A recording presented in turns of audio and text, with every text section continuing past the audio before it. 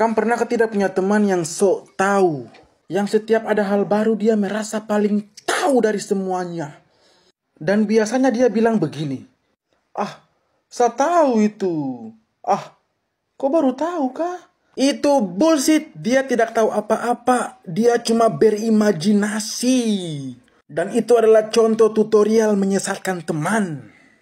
Maksudnya kalau tidak tahu tuh duduk diam, cuci kaki tangan, tenang-tenang. Oleh karena itu pesan saya untuk manusia-manusia yang suka menyesatkan orang lain, berhenti mengorbankan teman demi imajinasi kalian.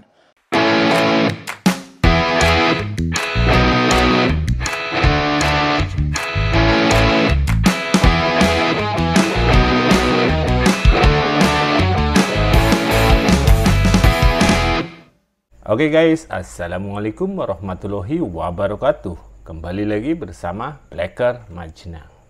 Guys, hari ini kita akan membahas Ahok ya guys ya. Ahok kembali si macan ompong guys. Yang dulu keluar-keluar sekarang melempem. Cuman ini kita akan mereaction, ya bisa dibilang netizen ya guys ya, yang bisa dibilang kayak menyindir Ahok terkait dirinya yang dulu keluar-keluar sekarang melempem. Kalian jangan nganggap saya nggak berdaya ya hari ini. Mungkin ada yang nganggap saya ini macan ompong. Tapi ingat, waktu itu berputar. Dengan catatan yang saya punya, suatu saat ganti rezim, gue penjarain kalian semua. Jadi ternyata mereka tuh tahu lebih banyak dari yang saya tahu. Ibaratnya saya tahu sekaki, mereka tahu di atas kepala. Saya juga kaget-kaget. Ketika dikasih tahu begini, ada fraud begini, saya juga kaget-kaget. Tenang.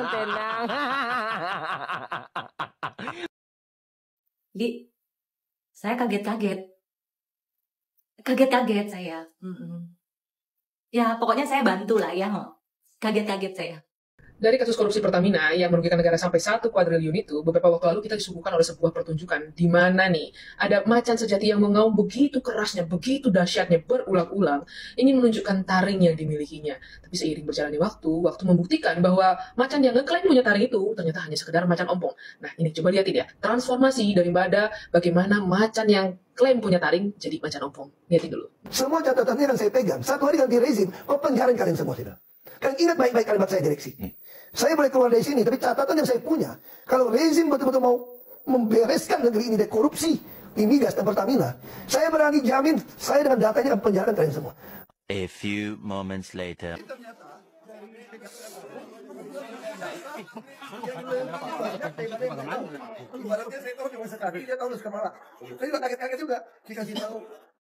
Nah, jadi saya minta data, saya cuma sampaikan agenda rapat kita terekam, tercatat, silakan di Kejaksaan Agung untuk meminta dari Pertamina. Nah, saya sendiri sampaikan bahwa ini ya sebatas itu kita tahu lah. Aduh, bagaimana sini macannya? Di awal macannya mengaum begitu kerasnya, mengklaim seakan-akan taringnya amat sangat tajam gitu ya.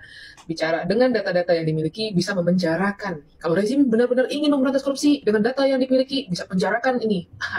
Tapi ternyata setelah dipanggil kejaksaan kok lain. Ternyata data yang dimiliki hanya notulen rapat. Dan data yang katanya bisa memenjarakan itu harus minta lagi sama Pertamina.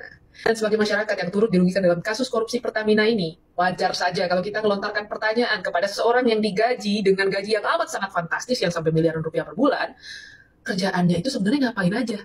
Pengetahuannya selama katanya berkuasa jadi komisaris utama, pengetahuannya tentang apa yang terjadi di perseroan yang diawasinya hanya sebatas kaki. Sedangkan apa yang diketahui oleh kejaksaan bisa di kepala. Berarti selama ini apa yang dikerjakan sehingga pengetahuannya amat sangat minim cuma sampai di kaki. Kalau sudah tahu dengan data-data yang dia punya bisa memenjarakan, kenapa nggak dilaporkan dari dulu? Itu loh. Bagaimana dengan mudahnya kejaksaan justru bisa menemukan bukti-bukti dan data-data yang sampai kepala tadi, sedangkan dia yang berkecimpung di perseroan itu sebagai pengawas, sebagai komisaris, justru malah hanya tahu sebatas kaki. Jadi setelah dipikir-pikir, kalau kemarin ada yang bicara bahwa itu macan sejati mengaum begitu kerasnya hanya bikin gaduh aja, tapi kosong. Ya nggak ada salahnya sih, karena buktinya macannya tiba-tiba melempem setelah dipanggil kejaksaan. Tapi dibalik itu semua ya, seandai kata sang macan memang benar-benar memiliki bukti untuk membongkar korupsi yang ada di tubuh Pertamina, seluruh korupsi yang ada, dan bahkan mungkin bisa lebih daripada itu, ya tentu aja kita sebagai masyarakat yang turut dirugikan dengan kasus-kasus korupsi yang ada, ya pasti akan mendukung sang macan tadi untuk bisa membongkar semuanya.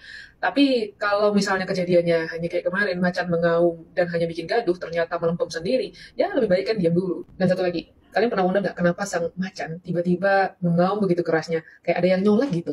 Coba tulis pendapat kalian di kolom komentar ya. Enggak, jadi ternyata dari Kejaksaan Agung mereka punya Ahok setelah diperiksa oleh Kejaksaan Agung ya kan, Ahok pun terkaget-kaget. Karena dibilang Ahok ya kan, Kejaksaan Agung ternyata memiliki data yang lebih daripada data yang dimiliki Ahok. Ya, kata dia kalau dia taunya sekaki, Kejaksaan Agung taunya sampai kepala. Oh, kemarin waktu di broadcast ya, salah satu broadcast itu, kau kan menggebu-gebu tuh ya kan, ngomong. Ya, kau bilang tangan yang berkuasa ikut masuk campur ya dalam Pertamina. Habis itu kau bilang ya kan, kenapa saya tidak dikasih dirut? Kalau saya dikasih dirut, saya pecat semuanya.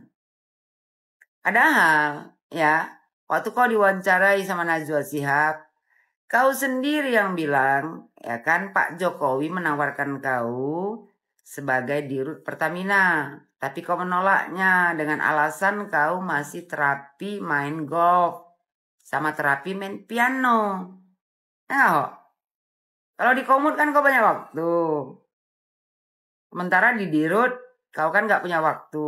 Kau bilang kan masa punya uang tapi gak punya waktu kan percuma. Kemarin waktu kau jadi Komut, kerja kau ngapain aja? Masa Kejaksaan Agung lebih banyak memiliki data daripada kau lagi, sementara kau Komutnya. Makanya kebanyakan kau main golf sama main piano, jadi kau nggak tahu. Inilah Ahok nih, semenjak di Banteng makin sedeng. Iya guys, bener banget ya guys ya. Ahok semenjak ikut Banteng, ya bener makin sedeng. Secara logika guys ya, Ahok sebagai komisaris guys, 5 tahun lah ya. Tapi kalah datanya sama Kejagung yang bukan apa-apanya di dalam Pertamina itu guys. Jadi kan secara tidak langsung ya guys ya, secara tidak langsung itu adalah tololnya si Ahok guys ya. Ahok nggak bisa kerja, cuma bisa omon-omon, ya wis sudah 11-12 sama Anies lah ya. Bacot dulu.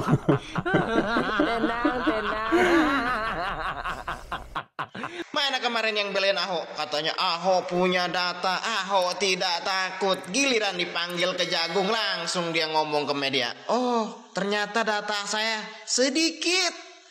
Lebih banyak datanya Kejagung. Ya iyalah, gak mungkin Kejagung ngomong kayak gitu akan manggil elu. Kalau datanya gak banyak, kok sekarang jadi lembek? Harusnya keras lagi dong, kayak kemarin video awal itu ya. Saya akan dengan data saya akan penjarakan itu. Sok keras. Giliran dipanggil lembek. Makanya ya, maksud gua santai dulu gitu loh.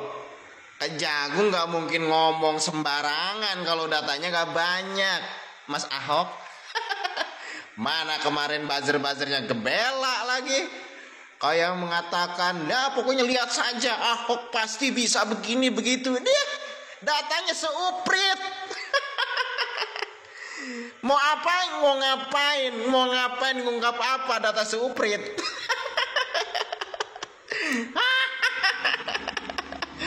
Jadi ternyata dari Kejaksaan Agung mereka punya data. Halo guys. Wah, Pak Ahok diperiksa oleh Kejaksaan Agung. Saat diperiksa ternyata datanya Kejaksaan Agung lebih banyak guys daripada data Pak Ahok. Pak Ahok cuma sekaki katanya, sedangkan Kejaksaan Agung sekepala. Ini indikasinya Pak Ahok sudah mulai turun nih guys, nggak semangat seperti pertama kali. Dia hanya berkuar-kuar saat podcast. Setelah diperiksa benaran, ternyata dia datanya ya mungkin cuma meeting minute atau hasil meeting, hasil rapat. Nggak data investigasi seperti siapa yang melakukan pencampuran, melakukan siapa yang katanya ada BPK yang terlibat itu guys. Itu bakalan zong nih kayaknya nih.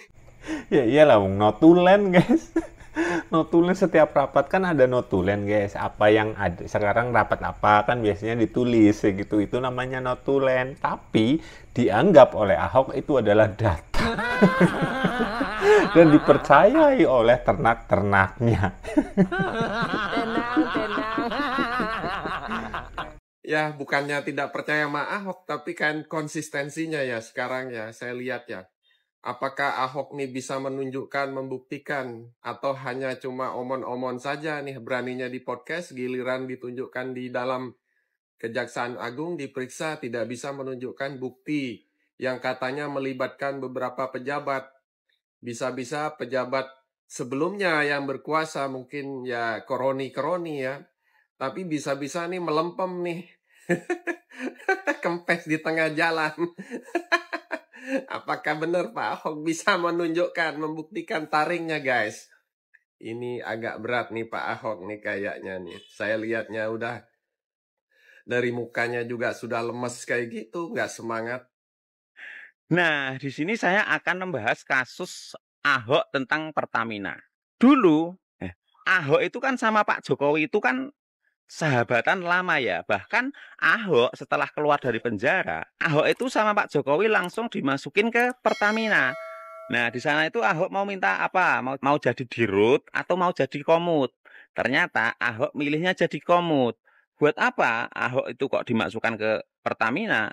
Ya, buat ngungkap siapa saja dalang dibalik pengoplosan atau korupsi di Pertamina itu. Jadi kesimpulannya gini aja, saat Pak Jokowi itu mau purna tugas menjabat sebagai presiden, Ahok pun mengundurkan diri dari Pertamina, lalu Ahok masuk ke PDIP. Dan sama PDIP diterima, karena katanya Ahok udah nggak sejalan dengan bosnya gitu ya. Soalnya kenapa? Pada tahun 2017, Hasto itu bertemu dengan Riza Khalid. Nah, Riza Khalid itu adalah mafia minyak dan gas dari zaman. Dan setelah Hasto bertemu dengan Riza Khalid, tahun 2018, maka pengoplosan itu sudah dimulai. Di situ kan Ahok disuruh menyelidiki kan. Dan kemarin Ahok malah keluarnya seperti ini nih. Saya bilang, kenapa saya semua tercatat? Saya sering ngancam mereka secara kasar kok. Kalian yang nganggap saya nggak berdaya hari ini. Mungkin ada yang nganggap saya itu macan ompong di Pertamina, karena nggak jadi dirut. Tapi kalian tunggu, waktu akan berputar. Semua catatannya akan saya pegang. Satu hari ganti rezim, kok penjarain kalian semua. Kalian ingat baik-baik kalimat saya direksi. Saya boleh keluar dari sini, tapi catatan yang saya punya, kalau rezim betul-betul mau membereskan negeri ini dari korupsi di migas dan Pertamina, saya berani jamin, saya dengan data ini akan penjarakan kalian semua. Nah, di situ Ahok bilang akan penjarakan semuanya yang terlibat.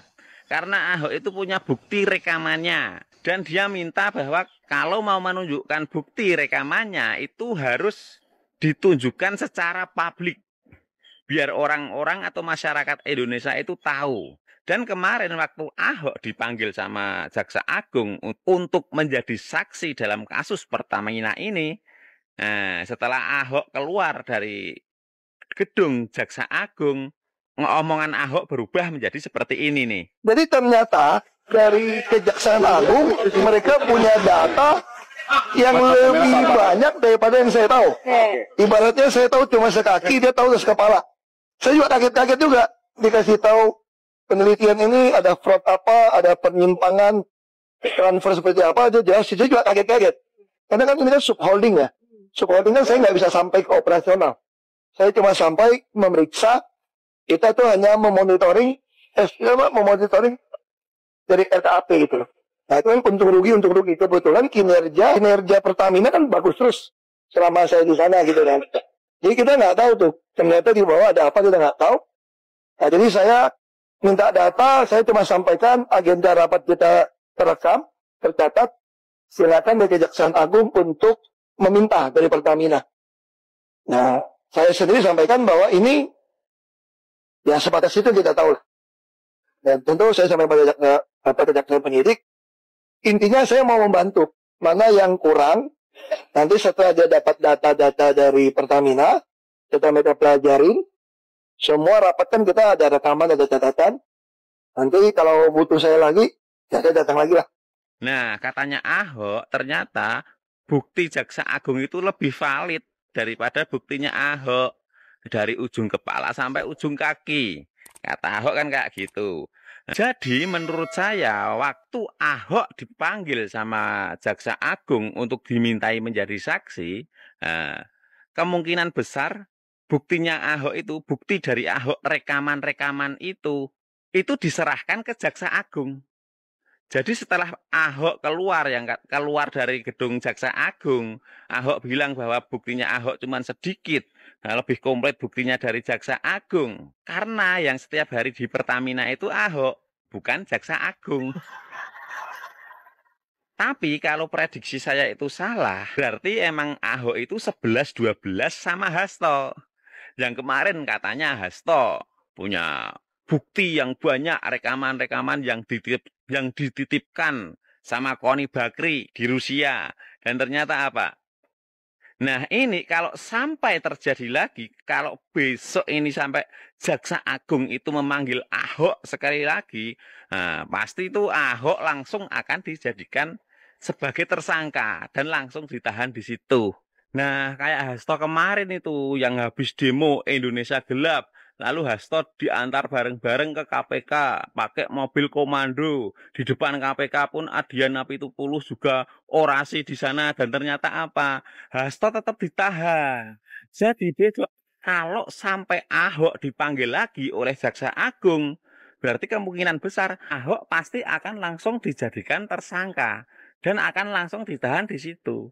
Nah, mungkin buat kader-kader PDIP kalau kemarin kalian mengantar Pak Hasto itu ke KPK itu naik mobil komando, nah, besok kalau Ahok itu dipanggil lagi sama Jaksa Agung, kalian ngantarnya mendingan pakai ambulan aja deh. Siapa tahu nanti di jalan tiba-tiba Ahok stroke mendadak. Delogok. Apa kesamaan Bung Hasto Kristianto dengan Bung Ahok? 1. Sama-sama kader partai Nganu. 2. Sama-sama sedang berhadapan dengan masalah korupsi. 3. Sama-sama suka ngomong dan berapi-api. 4. Sama-sama merasa punya barang bukti yang bisa membongkar kasus tertentu. 5. Belum sama. Yang 1 sudah jadi tersangka, yang 2 masih saksi, dan semoga tetap menjadi saksi. Ya, jangan sampai jadi sama-sama jadi tersangka. Oke, Bung Hasto, Bung Ahok, sehat selalu.